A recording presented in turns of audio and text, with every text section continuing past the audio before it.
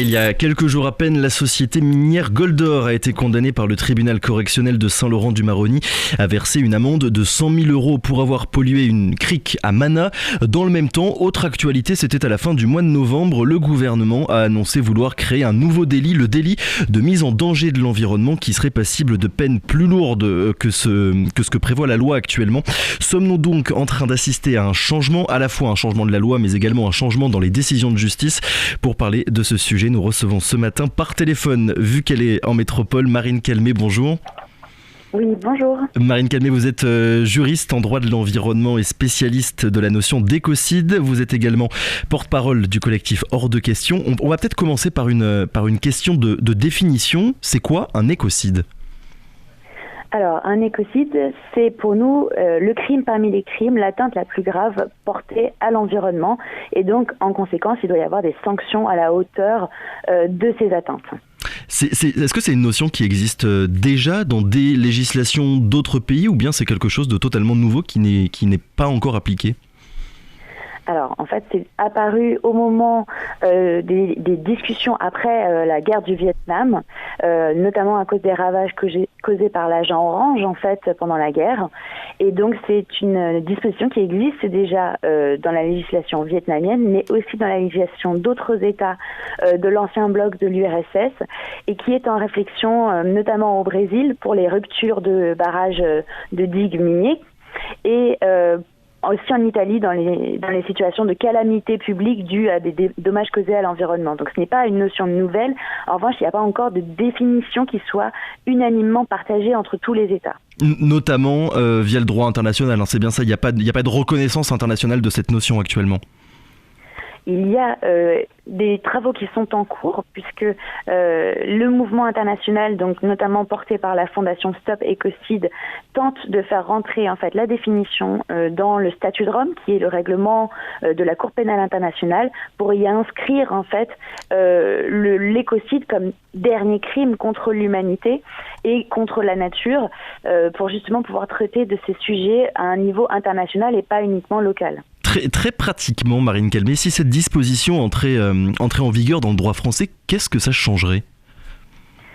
Alors, déjà, tout dépend de la définition effectivement qu'on lui donnerait, puisque c'est tout l'enjeu des discussions en ce moment, c'est que vous l'avez certainement vu, la Convention citoyenne a travaillé sur une définition, et malheureusement, le gouvernement n'est pas allé dans le même sens et a retenu une définition différente. Alors, de quoi s'agit-il ? De notre côté, puisque j'ai travaillé avec la Convention citoyenne justement sur ce sujet, il s'agit de le définir, l'écocide, comme l'atteinte à des écosystèmes, pour réfléchir de manière globale. Or, le gouvernement, lui, a proposé non pas un crime d'écocide, mais un délit d'écocide qui s'apparente en vérité à un délit de pollution qui soit causé à l'eau, à l'air ou au sol. Donc c'est une amélioration de ce qui existe actuellement, mais ce n'est pas une refondation de notre code pénal en matière d'environnement, comme nous le souhaitions avec la Convention citoyenne. Voilà, un délit de mise en danger de l'environnement, hein, c'est bien ça. Alors, il y a deux choses. Il y a le délit d'écocide, défini comme justement cette atteinte à l'eau, à l'air ou au sol. Et puis, il y a le délit de mise en danger de l'environnement, qui, lui, est tout simplement, en fait, le fait de porter atteinte, de mettre en danger l'environnement, même si le préjudice n'est pas réalisé. En fait, c'est une copie c'est une réplique, en fait, de ce qu'on fait déjà en matière de mise en danger des personnes. C'est-à-dire aujourd'hui, si vous mettez en danger quelqu'un et sa santé, son intégrité physique, dans ce cas-là, vous pouvez déjà être poursuivi, même si le dommage ne s'est pas réalisé. C'est-à-dire que vous n'avez pas blessé cette personne ou que vous n'avez pas atteinte à sa vie, par exemple. D'accord, donc en fait, si je vous suis bien, le mot écocide a été gardé, mais pour un délit et plus pour un crime, c'est bien ça ? Exactement, et c'est tout l'enjeu aujourd'hui de nos négociations avec le gouvernement et puis de nos travaux avec des parlementaires qui voudraient bien reprendre justement la proposition de la Convention citoyenne, parce que nous ne sommes pas satisfaits par la définition proposée par le gouvernement. Pour qu'on comprenne bien, on va prendre un exemple, l'affaire dont on a parlé il y a quelques jours et qui concerne la société Goldor à Mana. On le rappelle, les taux de pollution relevés à l'époque étaient 4800 fois supérieurs à la norme autorisée. Sur ce point, écocide ou pas écocide ? c'est une vraie question, puisque dans notre domaine, nous souhaitons avoir une influence en fait sur les dommages les plus graves. Donc il s'agit à nos yeux des dommages qui sont donc graves, étendus et durables. Et il s'agirait pour le juge justement d'avoir la capacité d'analyser au cas par cas l'impact, les dommages qui ont été causés à l'environnement. Donc en fait, nous espérons avec ces mesures en fait pouvoir tout simplement dissuader les dommages les plus graves. Est-ce que dans ce cas-ci, il s'agit d'un dommage extrêmement grave? C'est la question qui aurait été portée au juge. Mais en l'occurrence, avec le délit d'écocide tel qu'il est proposé actuellement par le gouvernement, nous ne serions pas satisfaits puisque en fait, il s'agirait uniquement d'aller un petit peu plus loin sur le délit de pollution, puisqu'en fait, le gouvernement, quand vous regardez la décision qui a été prise dans l'affaire Goldor, c'est un délit de pollution des eaux, en fait, et c'est exactement ce délit que propose de revoir le gouvernement en augmentant les sanctions qui sont appliquées, c'est-à-dire aujourd'hui la sanction appliquée pour les pollutions de l'eau, c'est 80 000 € d'amende. Là, on passerait à 375 000 € d'amende selon la proposition du gouvernement, ou alternativement, il propose d'élever la sanction au décuple de l'avantage tiré de la commission de l'infraction. C'est extrêmement complexe, c'est-à-dire qu'est-ce que vous n'avez pas payé finalement en polluant l'environnement, quels frais vous avez évités. Or là, on voit bien justement que dans la situation de Goldor, ça aurait été extrêmement difficile à définir puisque qu'est-ce que Goldor a évité comme frais dans cette situation? Est-ce que c'est les frais engagés pour la consolidation de la digue, puisqu'en fait il s'agissait de ça, il s'agissait de ne pas avoir de rupture de digue, ou est-ce que c'était des frais par exemple de dépollution du site après coup? Donc la définition qui est proposée par le gouvernement, elle n'est pas satisfaisante pour nous parce qu'elle rajoute de l'insécurité là où justement nous demandions des sanctions plus élevées mais aussi plus simples à mettre en place, puisque nous proposions une sanction indexée en fait sur le chiffre d'affaires annuel des entreprises à hauteur de 20%.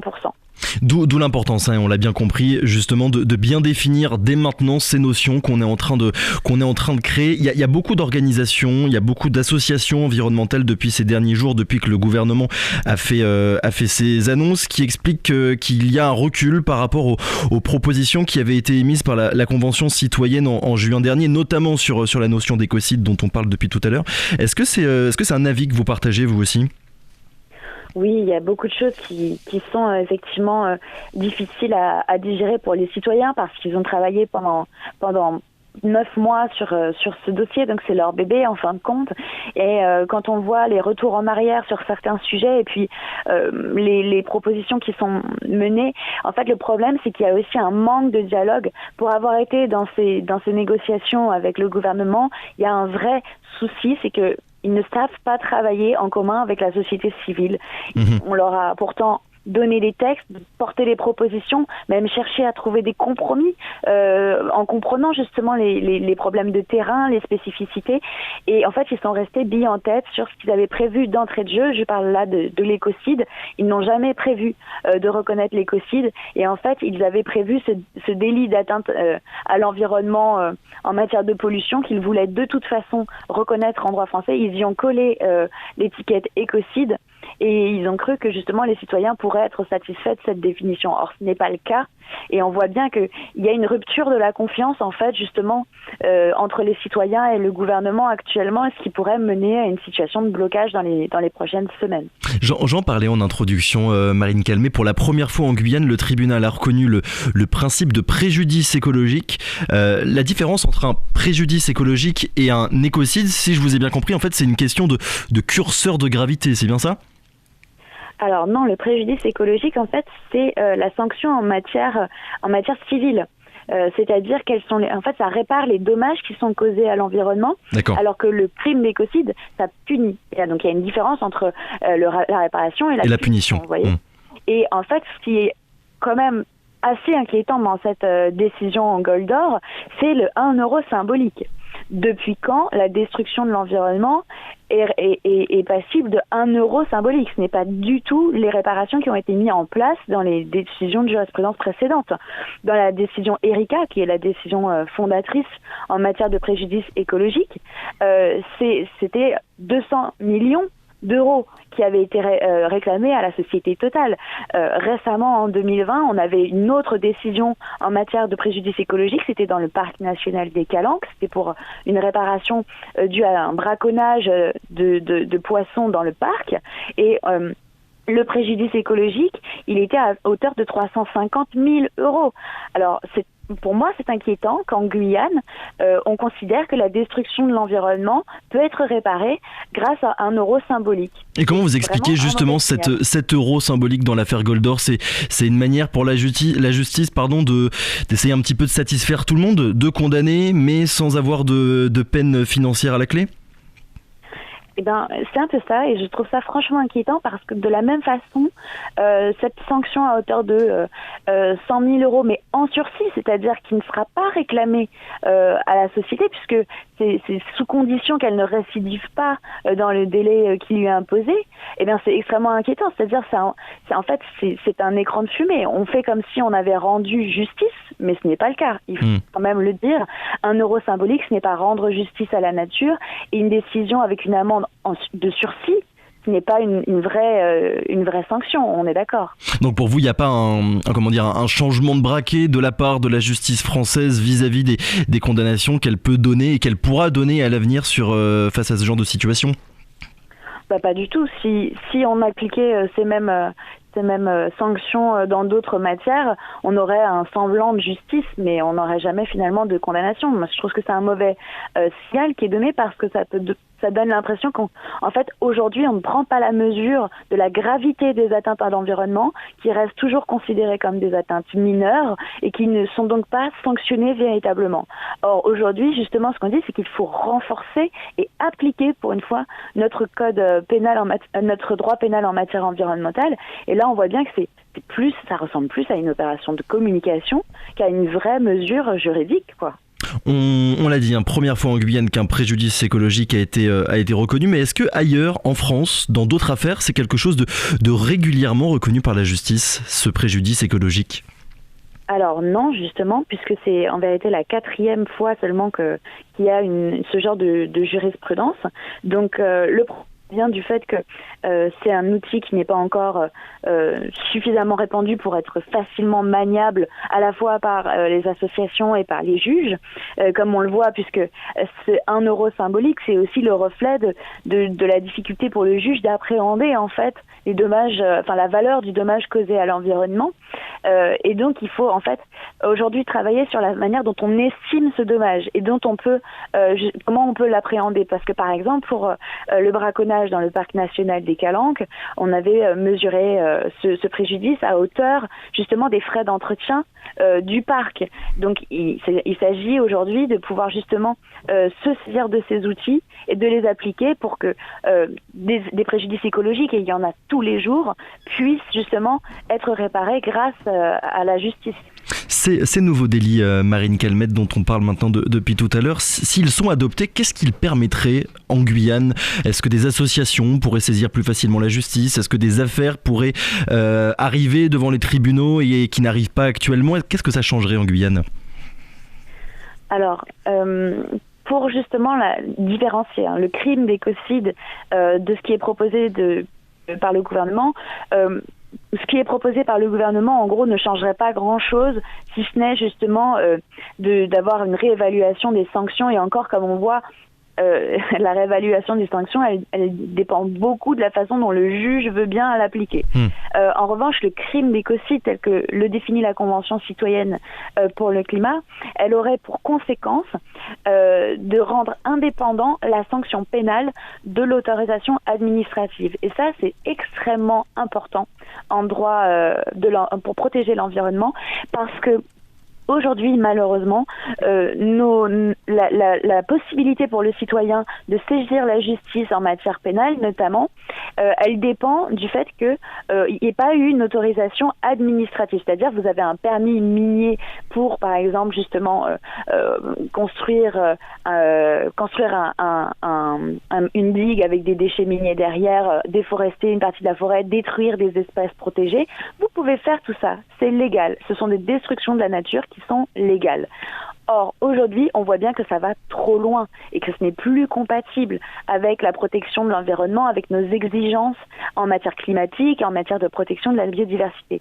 Donc justement, tout l'enjeu de reconnaître le crime d'écocide, comme le proposent les citoyens, c'est de décorréler la question du droit administratif des sanctions pénales et de pouvoir poursuivre certaines atteintes à l'environnement lorsqu'elles sont graves, extrêmement graves, et qu'elles ne sont plus tolérables, et de s'appuyer pour ça uniquement sur des considérations scientifiques, et non plus de se poser la question si oui ou non l'administration les a tolérés, puisque aujourd'hui on voit bien que malheureusement il y a des autorisations administratives qui sont données pour des motifs politiques, pour des motifs économiques, et qui malheureusement ne prennent pas suffisamment en compte les motifs environnementaux qui devraient pour autant faire barrage aujourd'hui à l'attribution de certains permis, et notamment certains permis miniers.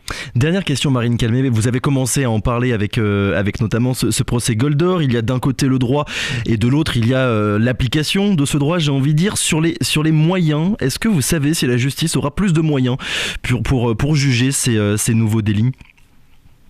Alors c'est ce qu'annoncent les ministres, donc le ministre de garde des Sceaux et la ministre de la Transition écologique. Mais bon, pour le moment, nous n'avons pas de chiffres, puisque ce qui est annoncé, c'est notamment la création de pôles spécialisés pour l'environnement rattachés aux cours d'appel, pour que justement la justice au niveau local soit mieux formée sur les questions environnementales, puisque c'est aussi ça le problème, c'est qu'aujourd'hui les juges ne sont pas suffisamment formés, sensibilisés à ces questions, et donc on aboutit à ce genre de décisions comme ce qu'on a vu malheureusement. Et donc il nous faut des juges qui soient mieux formés, et pour ça des moyens conséquents mis dans la justice, mais aussi des moyens sur le terrain, puisque en fait la spécificité de la matière environnementale, c'est qu'il faut des yeux et des oreilles pour se rendre compte des atteintes qui ont lieu sur le terrain. Et ça aujourd'hui c'est ce qui manque, c'est-à-dire que on ne peut pas tomber par hasard sur une pollution. Il faut que justement pour qu'on applique correctement la justice environnementale, il faut qu'il y ait des gens sur le terrain qui puissent repérer et dénoncer et poursuivre les personnes qui sont responsables pour ces atteintes. Et ça demande un renforcement des moyens qui sont considérables. Or on voit justement que notamment l'Office national des forêts voit ces moyens fondre comme neige au soleil chaque année, et c'est là-dedans qu'il faut mettre de l'argent justement si on veut pouvoir protéger l'environnement. Plus de moyens pour la justice, mais aussi plus de moyens sur le terrain, on l'aura bien compris. Merci beaucoup Marine Calmet d'avoir été avec nous ce matin. On le rappelle, vous êtes juriste en droit de l'environnement et spécialiste de la notion d'écocide. Merci encore d'avoir été avec nous. Très bonne journée. Radio Pays.